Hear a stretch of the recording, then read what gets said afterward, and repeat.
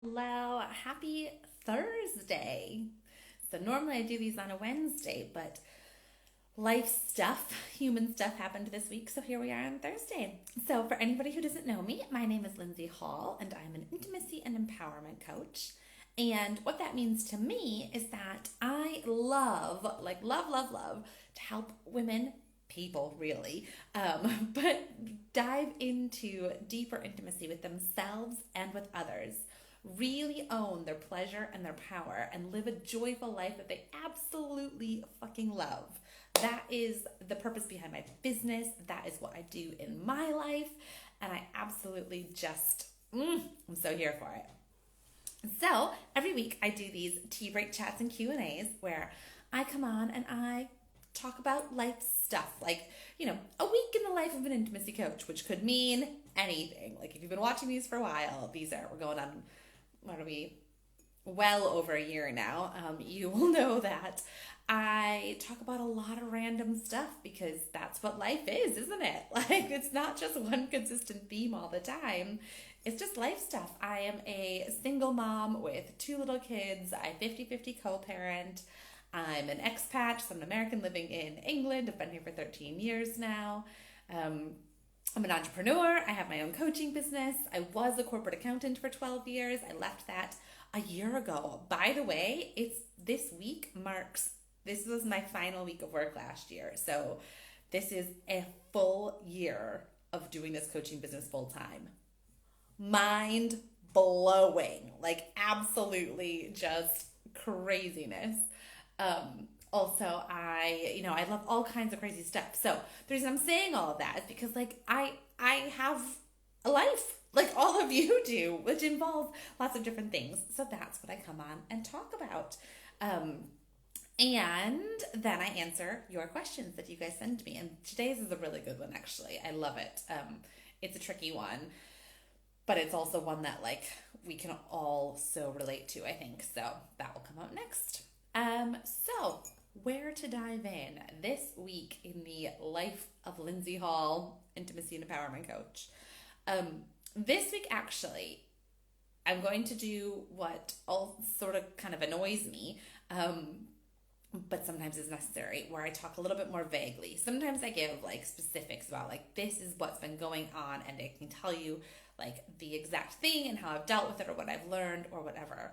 And sometimes because again, real life involves other people and it involves lessons like being learned, right here and now. Sometimes I have to be a bit more vague, and this is one of those weeks. But I hope that it's still helpful. So this week, what I want to talk about is walking the talk. Talking the walk? Walking the talk. And how this shows up. So this kind of intimacy work, it ain't easy.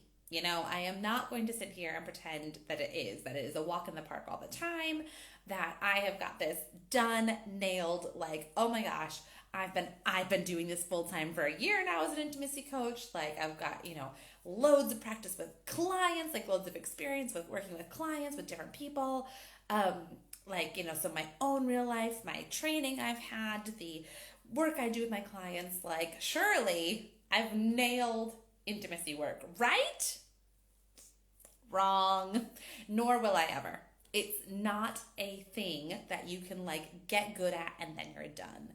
Intimacy work, human relationships, people to people stuff, people to ourselves stuff, it's an ongoing life's journey. Like there is no end to this. Good news and bad news, I guess. But this is an ongoing thing. And you will never, no matter how much you put into it, you will never have it nailed perfectly, handle every interaction with every person absolutely perfectly, make everybody else really super happy with every interaction. Like, it just isn't possible. So I'm really sorry if you're like, wow, this is the most unmotivating speech ever. It's not what I'm here for. I'm here for real life, and real life is kind of messy. So this has come up, this like idea of kind of walking the talk, practicing what I preach, really living in the intimacy work. It's come up sort of a few ways lately. One way that I want to talk about it is when think I'm doing really great work and somebody else totally disagrees with me or doesn't see the same way. So it is entirely possible that you can do all kinds of inner work, growth on yourself, diving in deep, really changing the way that you show up, changing the way that you communicate, changing the way that you interact, all of that stuff. And other people might not appreciate it. And you can't force them to. So we all have our own stuff that we deal with.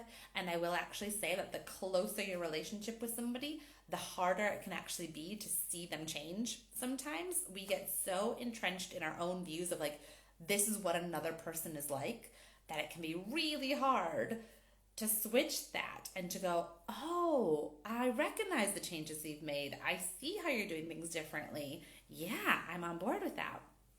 It certainly can happen. Our loved ones and our nearest and dearest can be our biggest encouragers and our biggest supporters and cheerleaders.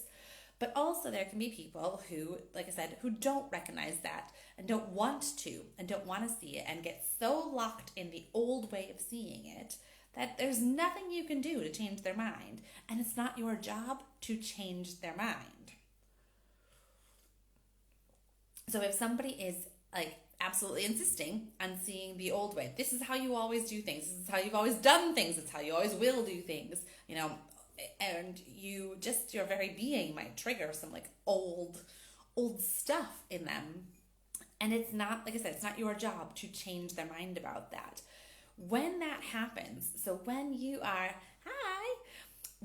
know that you've been doing that work and somebody else doesn't want to see it, rather than trying to convince them and going, no, I've changed, really, I have, rather than taking that approach, which honestly, just a big waste of energy. Trying to convince somebody to see something they don't want to see is almost never going to work.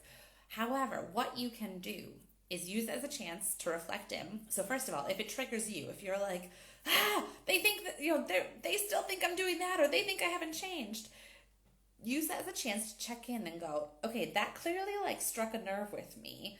Is it because I'm worried that that's the case? Because this is often the case for me. If somebody says something about me and they're like, you're always like this, you haven't done that, I go, maybe they're right.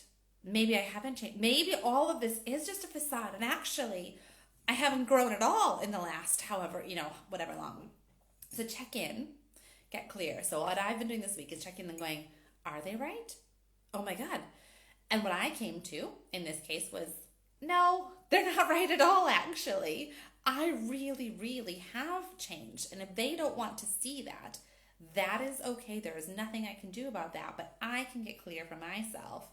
This isn't just big talk or stuff I say online that I don't mean, or fancy words to cover up the same old shit. It's not that. And although somebody might want to throw that shit at me, I don't have to catch it. I can really get clear.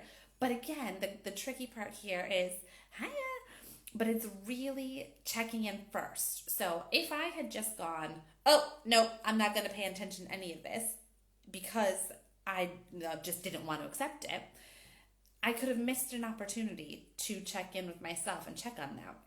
But so yeah, I could go, okay, is this true?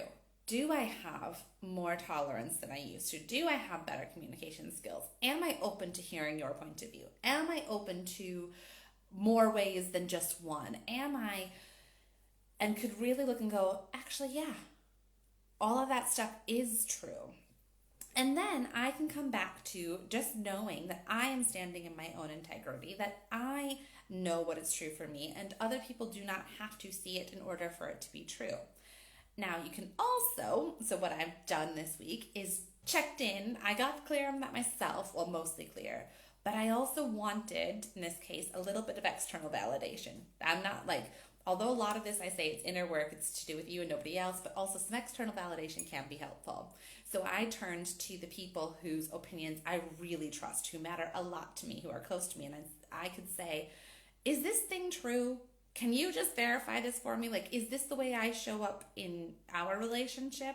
And I could have the people whose opinions really matter to me confirm or deny whether these other statements were true. And that was a really helpful check for me to be like, okay, People whose opinions matter to me don't think these things. I don't think these things, so this is okay. I get to stand true in what I know to be true. So that, like I said, I know this is vague, but that's because there's other people involved. So that is one way that the, like, do I walk the talk has come up this week, is other people thinking that I don't. It's all talk, no action, and me going, I don't think that's true actually, and standing true in that. Now, the flip side is there's been another case this week where it was me saying that to me, where it was me going, oh my God, you are an intimacy and empowerment coach, Lindsey. You should have handled the situation better. Like, this was a chance for intimacy, for building intimacy. It was a tough conversation, again, with somebody you care about, with a relationship that matters to you, and it went horribly wrong. Like, so wrong. And it left me go, well, I say wrong. I should put wrong in quotes there, because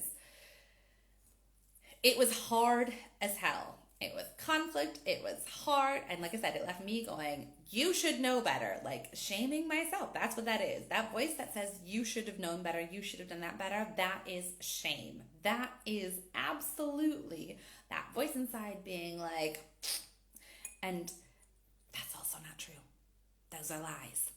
But it came up. It came up going, you're an intimacy coach. How could you have gotten this intimacy so wrong? How could it have resulted in this, as opposed to a nice, calm, let's talk about the thing and use it as a chance to get, we can dive in deeper, but in a calm, connected way, not in a, everybody is triggered, everybody's upset, what the hell is going on here? Like, oh my God, I think I actually might die in this moment. You think you might die in this moment? Like, oh, alarm bells ringing.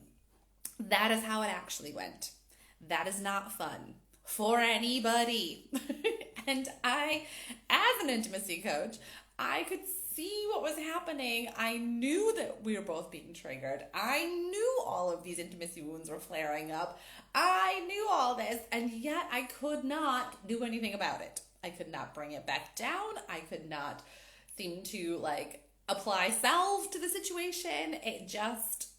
We just stayed in our triggered states thinking, I might die right now. We didn't die. For the record, the conflict passed.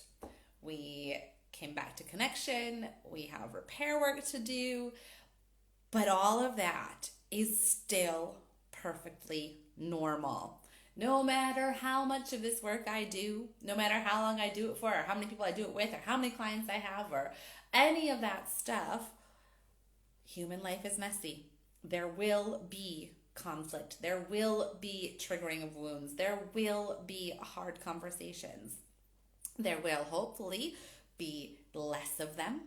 So when you are in conflict with somebody and you are doing this intimacy work together, the idea is that you even with this really hard thing where it's like, oh my God, like what? This all went wrong. The reason I say wrong is because there are still lessons to come out of this. There are still growth. There is still ways to look at it and go, oh, I see how I had a part in triggering that wound, or I see where I have my part in healing my own wounds there. I can see okay, that identified. I have more work to do in this area.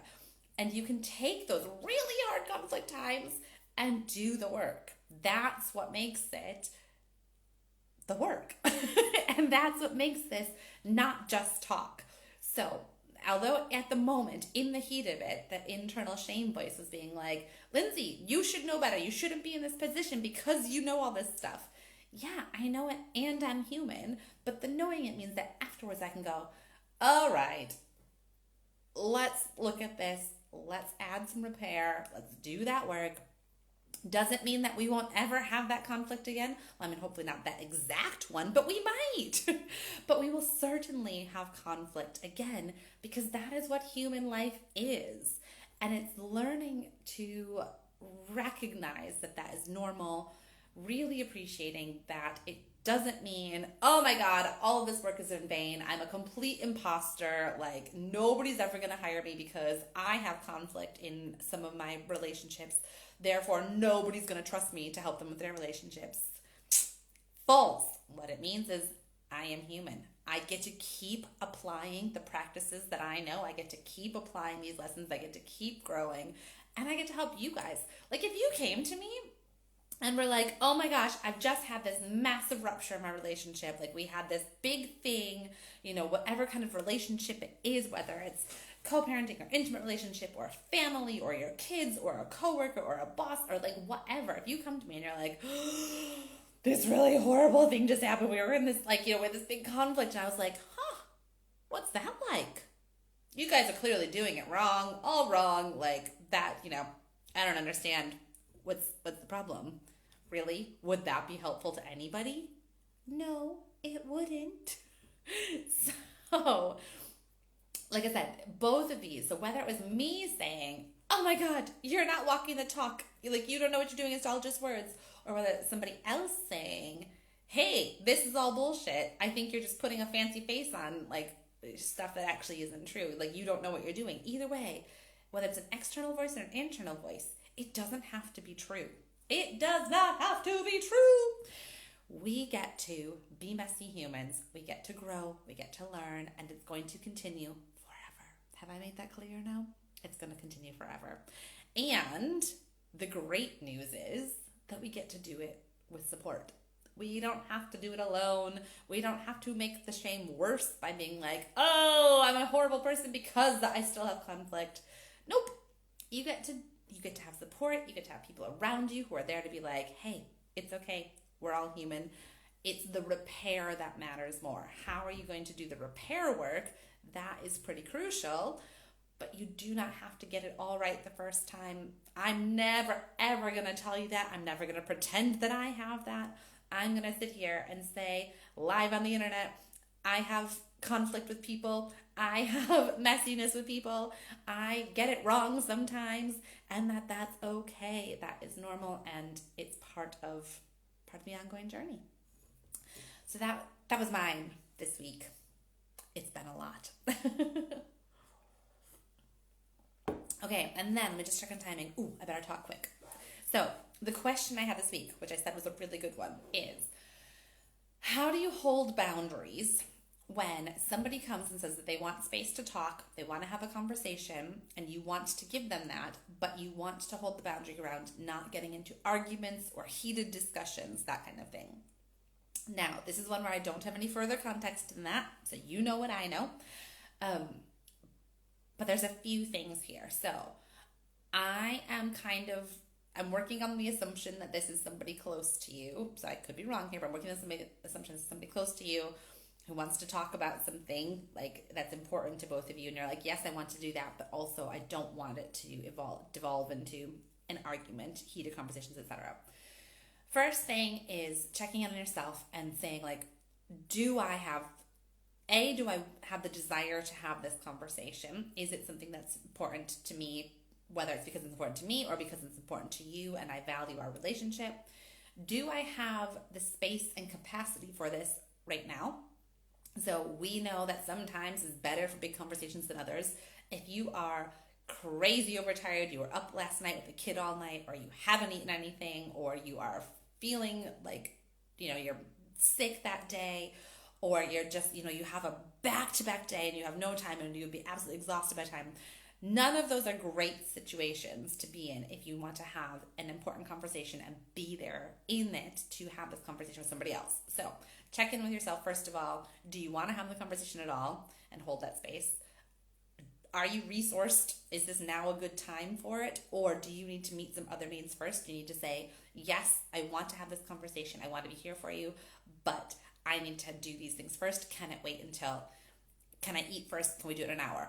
Can it wait until tonight after my kid's asleep? Does it need to wait until tomorrow? Does it maybe even need to wait a couple days? But saying, I want to be able to be in this. I want to focus and give you my attention, but I can't give you my full attention right now. Can we park it until? But then have a time, if you can, and make sure you follow through on that. So being like, I can't right now, come back to me later, and then never coming back later, that doesn't build that trust that you actually wanted. So if it's something you do want to do, make sure that you have that, like, when you need to have it, and then follow through on it. Then, tea needed. So once you're clear on those things, then you can be clear on the boundaries of like, okay, I really want to hear you. I want to hear what you have to say. I want to be here and listen. If it's something that like is a conflict spot for you, and maybe that's why you're saying you don't want to turn into arguments or heated conversations.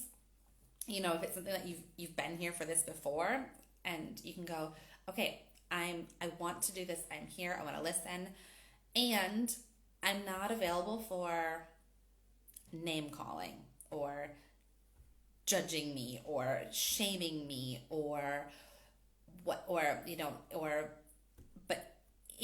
I don't like shouting. So if you raise your voice, I'm not here for that. Whatever it is, you can set out some boundaries explicitly. That can be really helpful sometimes. Or you can have them in your head as well.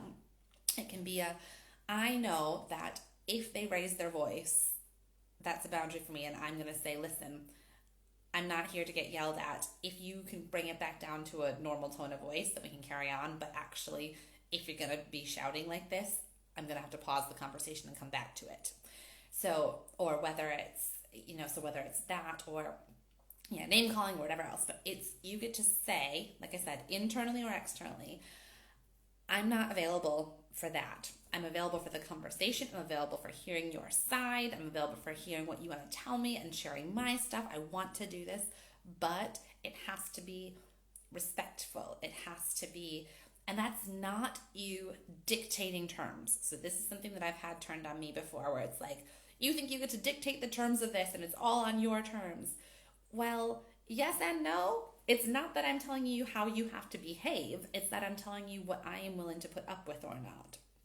So it is okay to say, I need to protect my inner peace here. And if you are shouting, name calling, delving up stuff in the past, whatever the situation might be, you can say, I'm not available for that right now. And we can continue this at a later time, but only if that's not met. And you do not have to sit through any conversation you don't want to.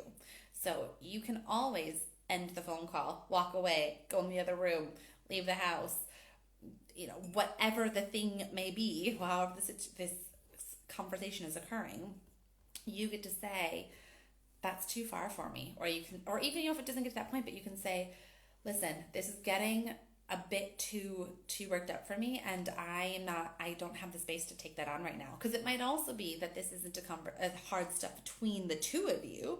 It could be that somebody is wanting to share, and they're sharing a big emotional thing and pouring it out on you, and you just don't have the capacity to take on all the stuff that there. So it might not be a conflict between the two of you. You might just be like, you know what, I want to listen, and I want to be a shoulder for you to cry on, or a listening ear.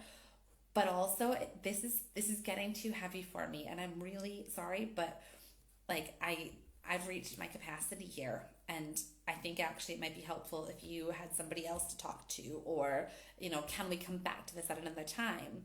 But it is not your responsibility to sit there and be overwhelmed if you don't have the space for it right now. It won't be productive for anyone.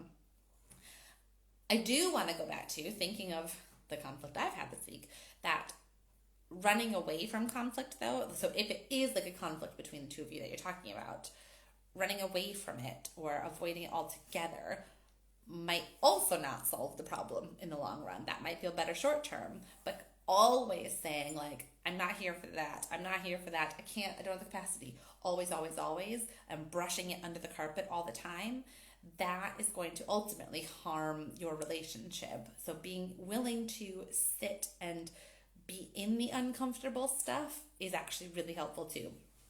Again, I don't know the context behind this question, so this might not apply, but I just want to throw that out there, that at some point there might be uncomfortable conversations, but you can have uncomfortable conversations whilst still knowing your boundaries, whilst still knowing what's okay and not okay within that conversation. So I hope that's helpful. If you want some more help on the specifics of what this conversation is, or how what boundaries might feel good to you, let me know. We can have a quick chat about that. But that is my overarching answer for that one. So that is about all I have to say today. I also really hope that this gets uploaded because my Instagram's been playing funny buggers all week and I haven't been able to do stories or posts very easily. So I hope that y'all see this. I hope this doesn't just disappear into the internet. So I will wrap up by saying I'm an intimacy and empowerment coach. That means you can do coaching with me. So I've got one-to-one coaching spots available right now. I've got a small package. Well, it's not a small package. It's called Expand. So by its very nature, it's expensive. The package called Expand is 3 sessions with me where we jump on a video call and we dive into whatever it is you want to dive into. You can do a lot in 3 sessions. So this is perfect if you have like a specific thing where you're like, there's a specific thing happening and I just need some help addressing this. So we can do the thing. I also have Elevate, which is all about elevating your life. I can't do it without waving my hands around. Elevating your life. This one is 3 months long. So you get 3 months of coaching with me where you can really start to dive in and elevate up. You get 3 calls a month and you get Voxer. If you do not know what Voxer coaching is, oh my goodness, it's my favorite thing because you basically get coaching like Monday through Friday. Not all the time. I'm not in there all the time because I have a life and I have other clients. But I'm in Voxer at least once a day, Monday through Friday. So you get coaching if you want it every day. It's not just the calls that we have once a week, 3 times a month. You also get this ongoing support. And this can be amazing for diving in and getting really deep into intimacy stuff. Because that's what we're here for, isn't it? So this package is for those who are really ready to be like, yeah, let's do this. I don't know what it looks like. I don't know what's going to come of it, but I really want to get in there and like go in the stuff. So whether it's like a co-parenting relationship that you want help with, whether it's divorce, I'm so here for divorce stuff. I've been through my own, worked with lots of women on divorce stuff, and divorce sucks. There's no getting around it. But having a coach support you through it, invaluable, absolutely invaluable. So I can do that, all kinds of stuff. But anyway, if you are here to elevate your life, let me know. There's a link in my bio where you can book your free intro call. So we can do like a vibe check, whether we're going to be good to work together or not. Just book that straight in. We can jump on and have our half an hour call to see if it's a good fit.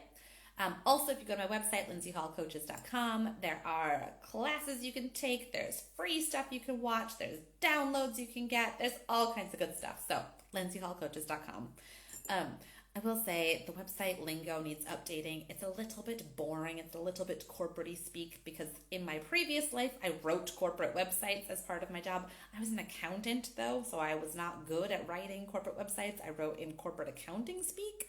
And then turns out I kind of wrote my coaching website in corporate accounting speak too, accidentally. So I need to add some more life to it, some more Lindsey, rather than some like faceless corporate accountant.